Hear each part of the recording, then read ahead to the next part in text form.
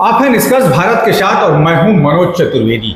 संसद का सत्र जो है वो चल रहा है, लेकिन जैसा उम्मीद की जा रही थी उसी तरीके से चल रहा है। विपक्ष जो है और विपक्ष के नेता चुने गए हैं राहुल गांधी। आपाधापी में एक तरीके से कह लीजिए कि सोनिया गांधी ने उन्हें नेता चुनवा दिया, क्योंकि सोनिया गांधी को भी कहीं ना कहीं डर था कि अखिलेश यादव की लॉबी कहीं विपक्ष का नेता नहीं बना दे अखिलेश यादव को। आपाधापी में नेता बनाए गए, जबकि सैकड़ा कांग्रेस ने पार नहीं किया है। राहुल गांधी अपने मिजाज के अनुसार वही हंगामा करते हैं, बिना तथ्यों की कहीं ना कहीं संसद में बयानबाजी कर रहे हैं और बयान दे रहे हैं। और इन्हीं तमाम चीज़ों पर हम पप्पू यादव पर भी बात करेंगे। इन्हीं तमाम चीज़ों पर हम बात करने के लिए हमारे साथ संजीव श्रीवास्तव हैं, RLJP-R के जो हैं वो महासचिव हैं।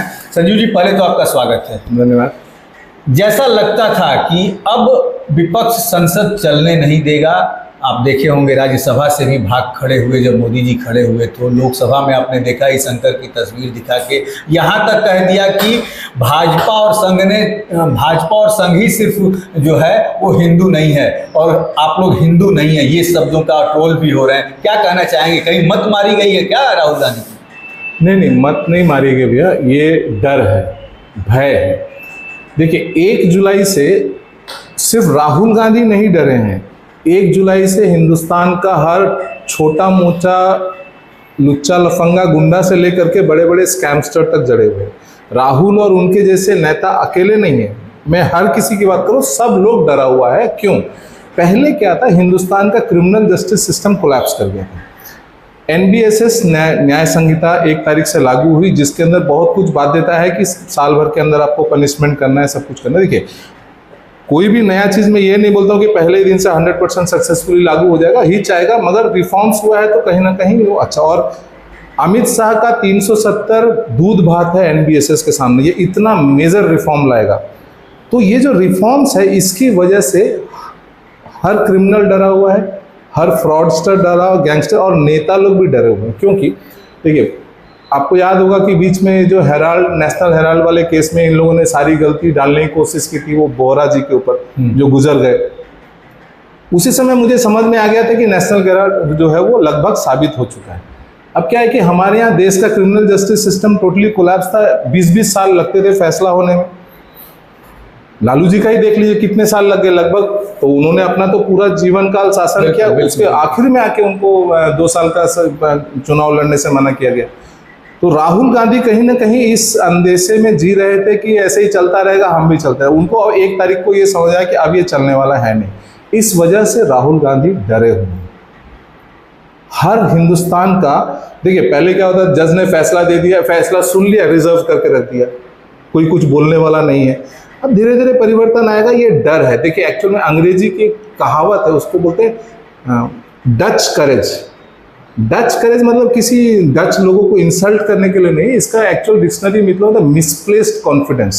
ये मिसप्लेस्ड कॉन्फिडेंस है। राहुल गांधी अपने आने वाले जनरेशन को स्थापित करने के लिए आखिरी स्ट्रगल कर रहे हैं, क्योंकि उनको ढंग से पता है कि अब वो कहीं वो नहीं। मुझे लगता है बहुत संसद में बहुत सारे सांसद ऐसे हैं जो अगर NBSS सक्सेसफुली इम्प्लीमेंट हो गया तो। लेकिन संजीव जी, वो सांसद कुछ रिकॉर्ड में आपके भी सांसद उसमें है, ऐसा नहीं है भैया। मेरे हिसाब से किसी के भी हों, जो है वो जाएगा।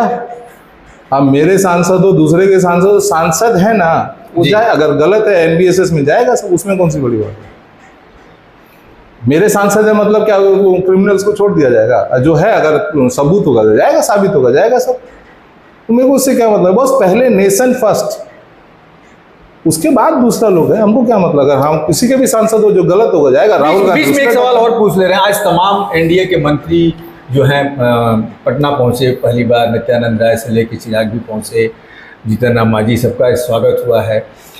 लेकिन पुल जो जल समाधि ले रहे हैं वो पीछा नहीं छोड़ रहा है NDA का। चिराग जी से पूछा गया तो उन्होंने कहा कि हाँ, इस पर कोई ना कोई जांच तो बैठनी चाहिए। आप क्या मान रहे हैं? जबकि तेजस्वी ने आज सीधी कहा है कि भाई 18 महीने को छोड़ के तब ये मंत्रालय हमेशा जो है वो जदयू के पास रहा।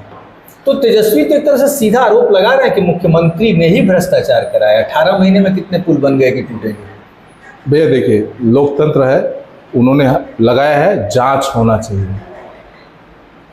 कोई पार्टी लाइन नहीं, एकदम निष्पक्ष बोलता हूं, कड़ा से कड़ा जांच होना चाहिए, हर भ्रष्टाचारी का जांच होना चाहिए, बात खत्म है।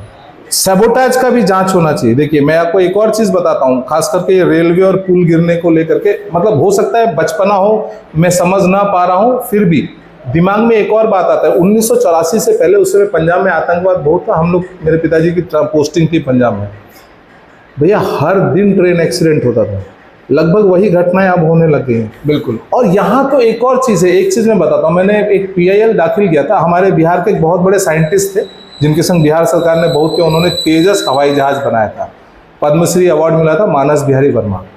तो डॉक्टर वर्मा DRDO से रिटायर हुए थे,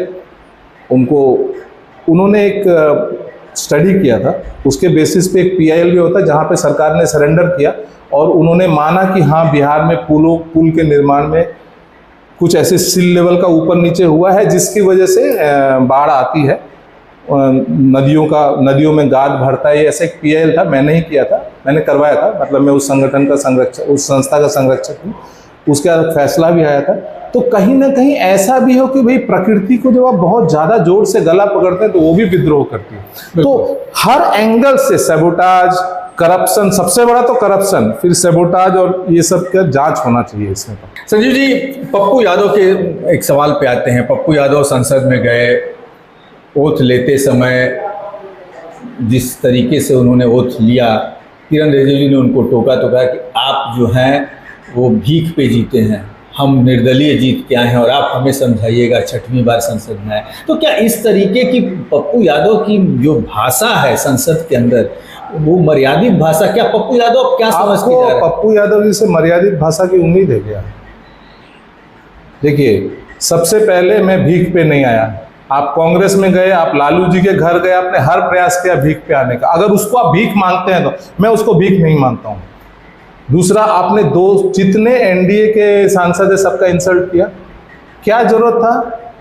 ये जो एक अहम है, असर्शन ऑफ पावर है, सबको पता, आप 6 बार संसद गए, कौन सा तीर मार लिया आपने? आपके क्षेत्र में मक्का की बहुत खेती होती है, मुझे एक भाषण दिखा दीजिए जब इन्होंने मक्का के ऊपर खड़ा होकर के MSP या कुछ भी डिमांड किया हो। आप 6 बार संसद गए, व्हाट इज योर अचीवमेंट? कोई एक ही बार गया है, उसका अचीवमेंट क्या है?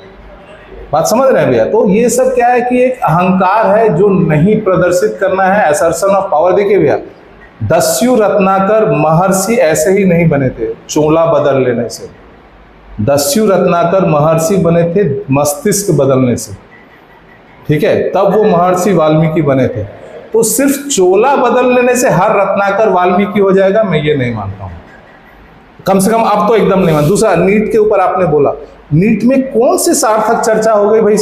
हम भी, मेरे भी बच्चे हैं, मुझे भी चिंता है मेरे बच्चों के भविष्य की। नीट में कौन सी ऐसी सार्थक चर्चा हो गई संविधान पार्लियामेंट में?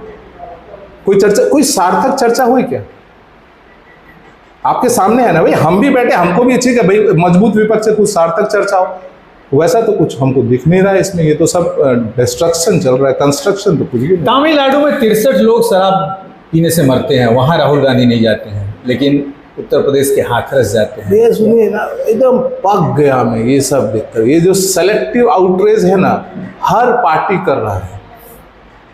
आप मणिपुर नहीं गए, अरे भाई मणिपुर वाला तो कोर्ट के फैसले से दंगा हुआ है, तो जब कुछ संभालने के लिए तो वक्त चाहिए। दूसरा चीज़ है, वो लोग खुद यहूदी, अपने आप को यहूदी बोलते हैं, खुद वो लोग निकल रहे हैं वहाँ से, जा रहे हैं इजराइल लड़ने के लिए, या बहुत सारी चीज़ें। वो बोलेगा आप मणिपुर नहीं गए, आप बंगाल नहीं गए, आप कहाँ नहीं गए, आप वहाँ नहीं गए। देखिए भैया, मेरे को एक बात समझ में आ रहा है, बहुत बड़ा और बहुत पॉपुलस कंट्री हो गया है इंडिया। यहाँ पे अब अगर हम लोग नहीं संभले तो जो परसों जो घटना घटी है स्टैम्पीड की हाथरस में, ये सारी घटनाएं, शराब से मरना, देखिए बल्क हो रहा है। कोई शराब से मरा, 65 लोग मर गए, कुछ घटना हुआ 100 लोग, मतलब पता ही नहीं चल रहा, इतना वॉल्यूम। संजीव जी, एक अंतिम सवाल देश के ही बारे में, क्या आप मानते हैं कि देश को अब कुछ बहुत बड़े बदलाव की जरूरत है? जैसा आपने कहा कानून में जो अमित शाह ने बदलाव किया, ये बाबा लोग करीब करीब 4000 करोड़ रुपए का सालाना ये बिजनेस है, इन पे टैक्स नहीं लगता है, इन पे टैक्स लगाना चाहिए, ये कुछ बहुत बड़े बदलाव की जरूरत है। एक बात आप मेरे समझ, आप बाजार की बात कर रहे हैं, सब अपने अपने हिसाब से बाजार ले रहे हैं। बहुत सारे बाजार है जो फ्रॉड कर रहे हैं, जैसे कोई बोलता है ये पॉलिसी का बाजार है, कोई बाजार है, वो बाजार है। क्रिमिनल जस्टिस सिस्टम, आपको एक छोटी सी घटना बता दूं, मैं नाम नहीं लूंगा क्योंकि मैंने लीगल नोटिस भेजा, एक पॉलिसी का बाजार या पॉलिसी बेचने वाली कुछ कंपनी है, तो उसने क्या किया है कि उसने मेरे साथ कुछ गलत किया। मैंने उसको 3 बार नोटिस भेजा ओम्बड्समैन में जाने से पहले, वो एकदम नहीं डरा। मैं जैसे ही उसको नोटिस बोलता हूँ कि भाई मैं अब सोशल मीडिया में तुम्हारा सोशल ऑडिट करूंगा कि तुमने डिजिटल इंडिया के आड़ में कितने लोग को, स्टार्टअप के आड़ में कितने लोग को संग चीटिंग किया, तुरंत से एक्शंस आने लग गए, मेरे पैसे वापस आने लग गए। हालांकि मैं सोशल ऑडिट फिर भी करूंगा। तो जो हमारे सांसद हैं, they have got misplaced priorities. आम आदमी जिस बाजार से दुखी है, बहुत सारे ऐसे फ्रॉडुलेंट बाजार से, उसको ना देख करके आप एक संस्कृति, एक धर्म को टारगेट करते हैं, ये खराब है। आप टारगेट करना छोड़िए, आप निष्पक्ष रहिए ना भाई। बाबा का बाजार क्या मतलब, आप लगा दीजिएगा टैक्स, तो फिर वो बोलेगा इधर भी टैक्स लगाओ, फिर मुसलमान धर्म पे भी टैक्स लगाओ, तो ये तो बहुत कंट्रोवर्शियल हो जाएगा। ये वोट बैंक का बाजार है।